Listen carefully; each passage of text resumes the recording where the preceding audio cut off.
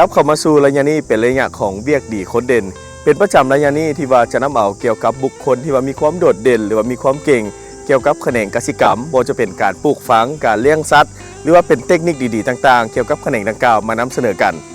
ท่านผู้ชมและในมื้อนี้ข้าพเจ้าอยู่ที่บ้านโพนสิมนครไก่สอนพรหมวิหารแขวงสวรรณเขตเพื่อพาท่านผู้ชมมาเบิ่งเกี่ยวกับกลุ่มที่ว่าปลูกพืชผักแบบอินทรีย์ให้กลายเป็นสินค้าของกลุ่มบ้านโพนสิมที่นอกจากจะเน้นถึงความปลอดภัยของผู้บริโภคกันแล้วยังสามารถที่ว่าจะสร้างรายรับที่คงที่ให้แก่ครอบครัวและก็ให้แก่ชุมชนให้แก่สมาชิกที่ว่าอยู่ในกลุ่มดังกล่าวเขาเจ้ามีเคล็ดลับดีๆแล้วใดพวกเขาไปติดตามพร้อมกันท่านผู้ชมและเมื่อตอนนี้ข้าพเจ้าจะพาท่านผู้ชมมาฮู้จักกับหัวหน้ากลุ่มหรือว่าประธานสหกรณ์ของกลุ่มบ้านโพนสิมดังกล่าวตอนนี้มาอยู่กับเพิ่นกันแล้วสบายดีสวัสดีก่อนอื่นอยากให้ท่านแนะนำตัวเองเป็นทางการอีกเทื่อหนึ่งกันเลยเจ้าท่านแสงสว่างหลวงพระเจริญท่านสหกรณ์ปลูกผักเกินโฮมบ้านโพนสิมสิเอิ้นง่ายๆเอิ้นพ่อแสงเนาะแม่นเอิ้นพ่อแสงพ่อแสงอยากให้พ่อแสงนี่เว้าเกี่ยวกับความเป็นไปเป็นมาเบิ่งว่าจุดเริ่มต้นจังได๋พวกเขาจึงมาร่วมกลุ่มกันในการปลูกผักอินทรีย์ในเทื่อนี้เจ้าเพราะว่าอันน่ะกิจกรรมอันนี้แม่นกิจกรรมเป็นบริมสิทธิ์ของสปปลาวแต่สมัย2012เจ้าสมัยเป็นหมู่บ้าน3สร้างตะกี้พุ่นเด้แต่กสิกรรมอินทรีย์อยู่ในบริมสิทธิ์การพัฒนาประเทศชาติอันนึงแหละจึงมันมาคัดเลือกว่ามันมีบ้านโพนสิมนี่มีมูลเสื้อเฮ็ดด้านกสิกรรมนี่หลายเจ้าและก็พื้นที่การผลิตก็มีหลายพอสมควรจังซั่นบ้านโพนสิมเฮาก็ถูกเลือกเป็นบ้านใหญ่เป็นตัวเมืองน้อยเจ้าและมีในหันแหละจัดตั้งกันแขนงนี้หรือว่านั่นวิชาตัวนี้ขึ้นมาเป็นนั่นอยู่ในเนื้อที่ 5.3 เฮกตาร์ระยะนั้นพวกเฮาก็ได้เริ่มบุกเบิกแล้วก็ผลิตแต่ปี2013มาฮอดปัจจุบันนี้เจ้าแล้วก็ได้มีผลผลิตหรือว่าสิ่งต่างๆก็มีเป็นที่พึงพอใจแล้วก็มีผลสำเร็จสูงอยู่นี่เขาปลูกผักแบบอินทรีย์เนาะแม่นแล้วปลูกผักแบบอินทรีย์นี่มันมีความยากง่ายในใดถ้าว่าเทียบใส่การปลูกผักแบบทั่วไปคันถ้าเฮาเทียบใส่กันนี่มันก็บ่คือกันเนาะบ่คือกันเพราะว่าการปลูกผักแบบอินทรีย์นี่ในเมื่อเฮาเข้าใจแล้วเฮ็ดได้แล้วมันก็บ่สิมีความยากหลายอันนึงฝุ่นแบบอินทรีย์นี่มันจะปราศจากพวกโรคพยาธิแมงไหม้ต่างๆเนาะบ่คือใส่เคมีเคมีนี่มันจะเฮ็ดให้พืชนั่นขยายตัวไวแมงไหม้มันจะกินได้ดีแต่พืชอินทรีย์พวกเฮานี่มันจะบ่มีเชื้อพยาธิจากฝุ่นมีการบ่มได้ระยะแล้วก็มันมีพวกเฮาผลิตน้ำมักสมุนไพรลายแมงไหม้บำรุงพืชต่างๆดิมีหลายกระบวนการเจ้าโดยเฉพาะปลูกพืชผักแบบสีเขียวๆงามๆจังซี่มีเคล็ดลับแนวใดอีกเนี่ยเคล็ดลับบ่จะเป็นการ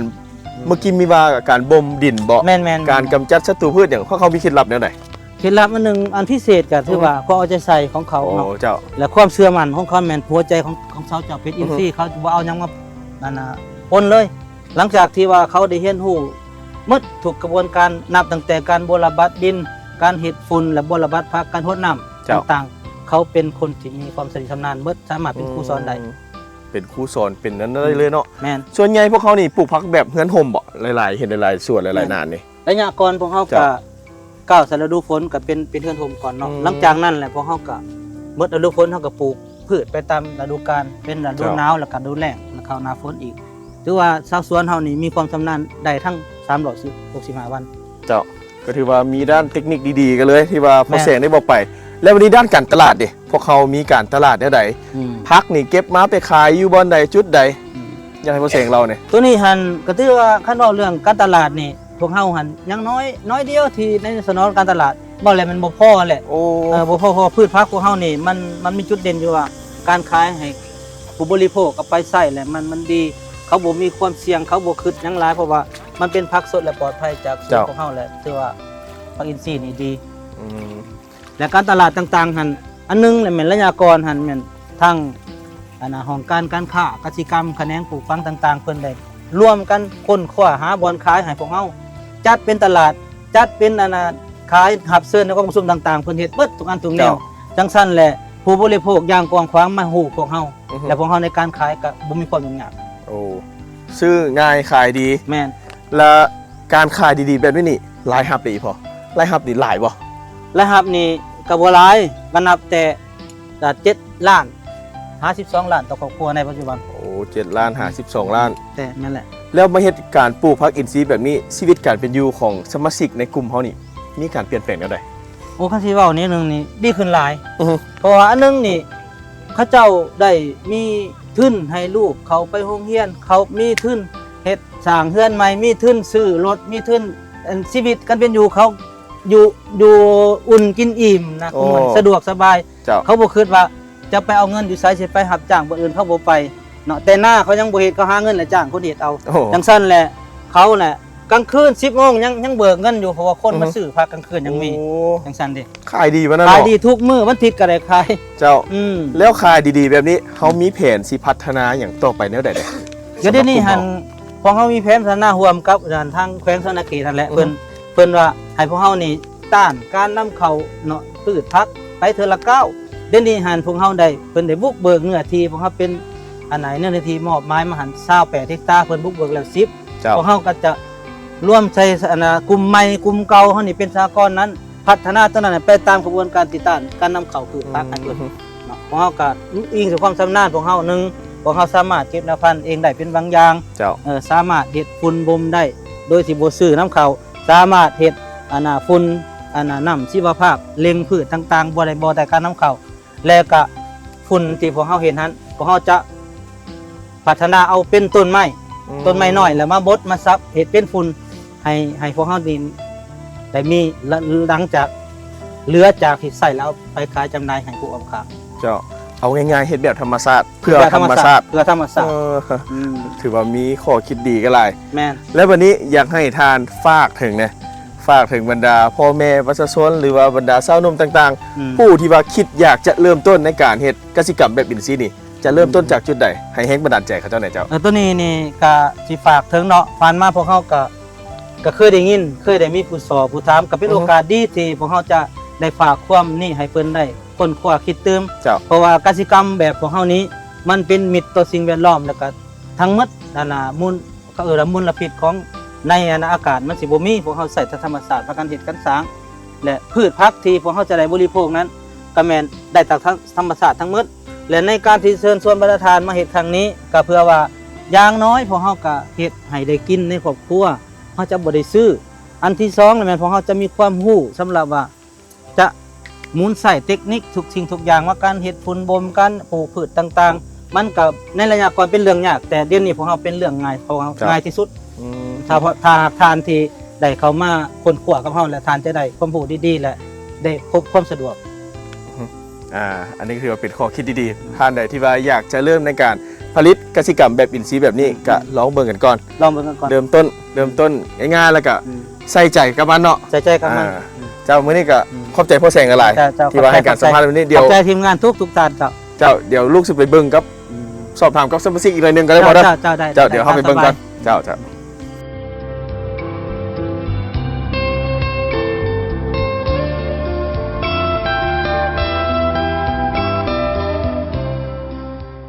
่านผู้ชมเลยเมื่อกี้พวกเขาก็ได้สัมภาษณ์ประธานกลุ่มหรือว่าหัวหน้ากลุ่มไปแล้ววันนี้มาเบิ่งสมาชิกเพิ่นกันได้ว่าเพิ่นมีชีวิตการเป็นอยู่ดีขึ้นได้ใดสบายดี โดยสบายดี เอ้ยชื่อว่าจังไหนนี่ ตุยตา ฮะ ตุยตา ตุยตา โดย เอ้ยตุยเนาะ โดย ไอ้ตุยเฮ็ดที่สั่งร่างพักบ่นี่น่ะ โดย โอ้ ต่างพักส่งลูกค้า เจ้าอยู่นี่ไอ้ตุยเฮ็ดหยังเนี่ยอยู่นี่เฮ็ดหน้าที่หยังเนี่ย หน้าที่เอื้อยบ่ เจ้า เก็บพักขายให้ลูกค้าเวลาลูกค้ามาเฮาก็เก็บ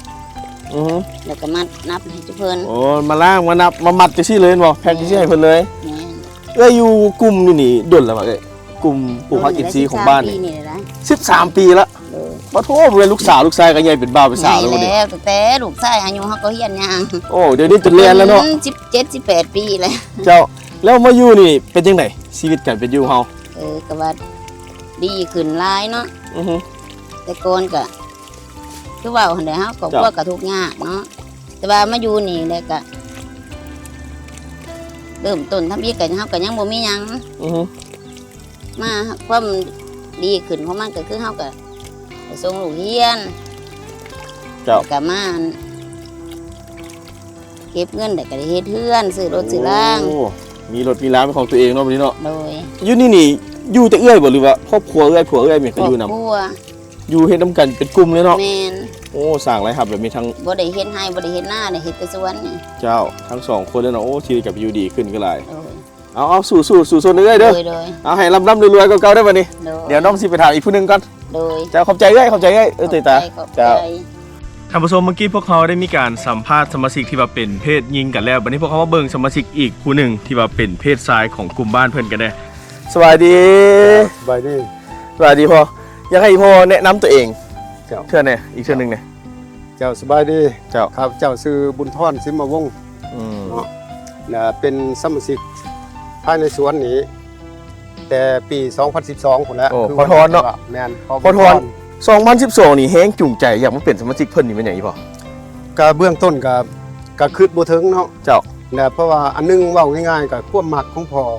อยากเฮ็ดหัวเฮ็ดสวน โอ้ เนาะ ความมักตัวนี้ก็เริ่มต้นมาอยู่นำหัวหน้าเพิ่นนี่ก็ถือว่าพากันเฮ็ดแบบปุกเบิกไปเฮ็ดไปนำเนาะเพิ่นพาเฮ็ดก็เฮ็ดไปบ่มีบทเรียนหยังตะกี้ เจ้า เนาะคือว่าหัวหน้าหันเป็นผู้นำพาเฮ็ด โอ้ นับแต่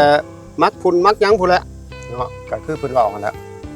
อันนี้เว้าเรื่องจิตใจของพ่อเลยถือว่าอยากเฮ็ด เจ้า เนาะแล้วบัดนี้เมื่อว่ามาเฮ็ดแล้วบาดนี้ เป็นจังได๋ คน บัดนี้ ที่ได้รับเนาะก็ถือว่าดีหลาย หลังจากเฮ็ดชีวิตกันไปอยู่เขาดีขึ้นหลาย ขึ้นหลาย เป็นจังไดมีรถใหญ่บ่4-5คันแล้วบ่เดี๋ยวนี้ บ่ว่า เอาแม่นอะเป็นจังไดพ่อ ก็บ่ว่า เจ้า แต่ว่ามันบ่ว่าเว้าเรื่องครอบครัวเนาะ โอ้ ครอบครัวนี่อันหนึงน่ะบ่มีบ่อนปลูกฝังอันสองมาแล้วจิตใจพ่อนี่มักเฮ็ดแบบธรรมชาติแบบนี้แบบหัวสวนจังซี่ เจ้า เนาะแล้วบัดนี้ภายหลังที่ว่ามาเฮ็ดแต่ 2012 จนฮอด 2020 อือฮึ พอพักพรกินบำนาญก็จนมาฮอดคู่มือนี่บัดนี้เงินเด้ได้คู่มือ โอ้ ว่าแนวนั้นซะเพราะได้แก้ไขสภาพครอบครัวนับแต่ลูกแต่หลานก็เพราะได้ใส่ใจน้ำมันหลาย แต่กี่รายหาเพราะเป็นเดือน แม่น พนักงาน รอถึงเงินเดือน เดี๋ยวนี้มาเป็นสาวสวยเป็นมือเลย เป็นมือ ไล่เป็นมือ ไล่เป็นมือ ลักซึมเขาเนี่ยได้มือเท่าใดโอ้อีเมลยันอีเมลได้ยินบ่ บ่แม่น ส่วนหลายเราบ่บอกเลย โอ้อีเมลเป็นคนเก็บเนาะ ยาง เป็นคนเฮ็ด ยางบ่ได้แต่มือหนึงบ่รุด 200,000 โอ้เจ้า อันนี้ตามเห็น แต่ตัวจริงก็สิกว่านั้น อ่า นะมือบ่ได้แท้ๆมัน 200,000บ่รุด เจ้า แนวความคิดของพ่อนะอยากสัดส่วนชาวบ้านพ้นสิมเว้าเฉพาะเนาะและเว้าร่วมกับทั่วนครไกรสอนนี้ ผู้ใดที่ว่า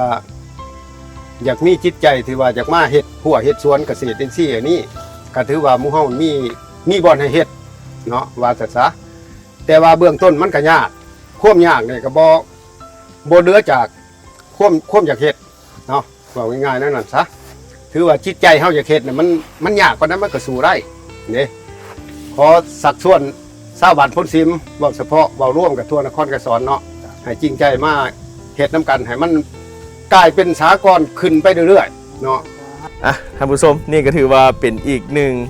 สมาชิกของกลุ่มบ้านโพนสิมที่ว่า ครับ เขามาเฮ็ดเกี่ยวกับการผลิตปลูกพืชพักเป็นอินทรีย์แบบนี้ ครับ สำหรับวันนี้ถือว่ามีหลายบทเรียนกับท่านผู้ชมแล้วก็มีหลายเคล็ดลับด้วยกันที่ว่าข้าพเจ้าได้มีการนำเสนอในวันนี้หวังว่าจะถึกใจท่านผู้ชมบ่หลายก็น้อยสำหรับระยะของเวียกดีคนเด่นแบบนี้พวกเขาจะมีอย่างมานำเสนอในตอนหน้า สามารถติดตามได้ในตอนต่อไป แต่วันนี้ข้าพเจ้าพร้อมด้วยพ่อทอนเนาะ เจ้า ต้องขอตัวลาท่านผู้ชมไปก่อนพบกันใหม่ในเทปต่อไปสำหรับวันนี้สบายดี สบายดี